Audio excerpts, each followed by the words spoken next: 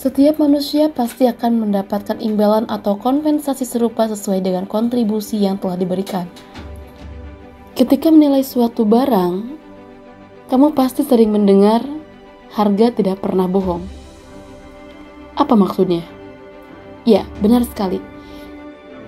Jika barang tersebut harganya mahal, bisa jadi kualitas barang tersebut juga akan baik.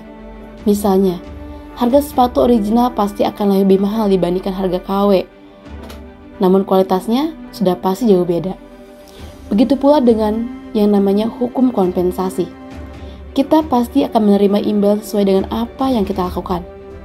Kita pasti akan diberikan upah selayaknya apa yang sudah kita lakukan. Jika kamu berbuat baik, maka akan mendapatkan hasil baik pula. Namun jika kamu melakukan sesuatu yang buruk, sudah pasti ditebak ya, hasilnya akan bagaimana.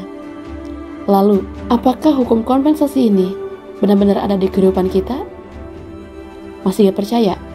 Oke, menurut beberapa budaya, hukum ini sebenarnya tidak jauh berbeda. Misalnya dari budaya Hindu, kita mengenal dengan namanya karma. Sementara dari kalangan ilmuwan, the law of compensation ini disebut dengan hukum sebab akibat atau aksi dan reaksi. Kalau dari budaya Islam, hukum ini disebut berkaitan dengan takdir. Ketetapan Allah memang mutlak, namun kita bisa memilih dan mengubahnya. Memilih menjadikan hidup kita jadi seseorang lebih baik dan berguna, atau menjadi pribadi buruk. Untuk itu sangat penting bagi kamu dan kita semuanya untuk mengoptimalkan hidup ini melalui hukum alam ini. Lantas, apa yang bisa kita lakukan agar hidup kita lebih baik, optimal, menggunakan hukum kompensasi ini? Hukum adalah sebab akibat yang diterapkan kepada keberkahan dan kelimpahan yang kita terima. Dampak dari perbuatan-perbuatan kita yang nampak, kita terima dan bentuk pemberian-pemberian, uang warisan, persahabatan, dan berkat atau rahmat. Contoh simpel adalah penerapan hukum kompensasi dengan sedekah. Satu kali kita sedekah, Tuhan akan ganti 10 kali bahkan lebih. Itu disebut dengan kompensasi.